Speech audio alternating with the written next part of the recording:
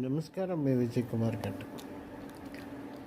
ఈరోజు అసెంబ్లీలో ఒక కీలక సంఘటన చోటు చేసుకున్నది. ఈ సుదీర్ఘకాలంగా జర్నలిస్టులు ఇళ్ల స్థలాల కోసం పోరాటం చేస్తున్నారు.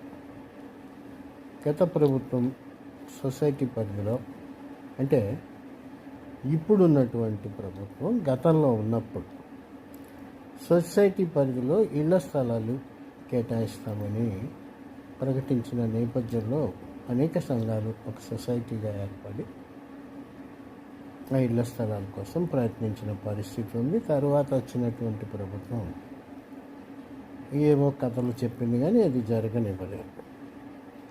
అయితే ఈరోజు జర్నలిస్టుల కోసం, అంటే నిన్న ఇవాళ జరిగిన పరిణామాలు చూసుకున్నట్టయితే జర్నలిస్టుల కోసం కేటాయించినటువంటి, అంటే సొసైటీకి కేటాయించినటువంటి స్థలాన్ని పరిగణలోకి తీసుకుంటామని రెవెన్యూ మంత్రి చెప్పారు.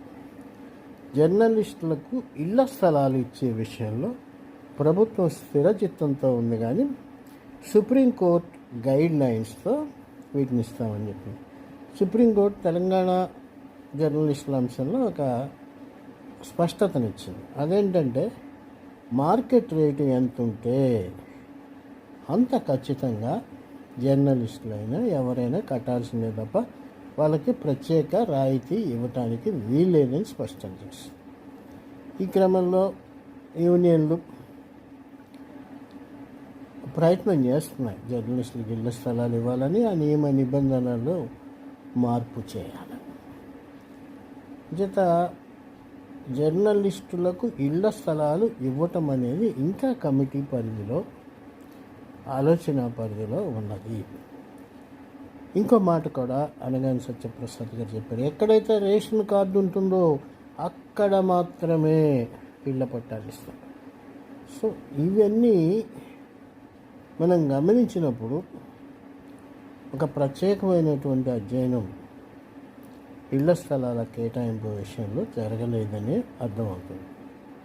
సో ఇళ్ల స్థలాల కోసం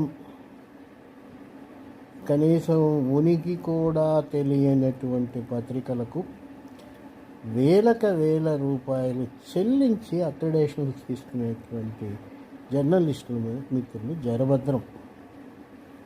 ఎందుకంటే వీళ్ళంతా అంతంత డబ్బు మళ్ళీ తిరిగి సంపాదించుకోవటానికి కాదు, ఏదైనా ఇళ్ల స్థలం ఇస్తారేమో అని.